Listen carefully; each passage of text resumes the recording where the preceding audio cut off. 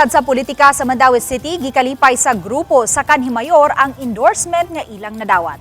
Gipagawas sa ilang kampo ang mga hulagway kun diin giisa ang ilang kamot sa kanhi presidente. Apan giklaro sa ilang pundok wala kadto nagpasabot nga formal na silang mitabok ngadto sa partido PDP laban.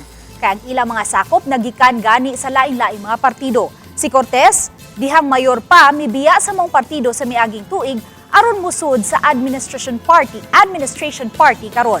Pasabot lang kuno kadto nga sila ang mga opisyal sa kandidato sa kanhi presidente sa Mandaue. Sa local politics, pabilin silang miyembro sa grupo One Cebu.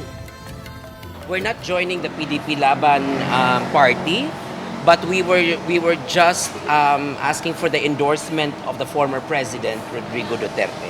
So we are just happy that he joyfully endorsed. True leadership transcends political party lines.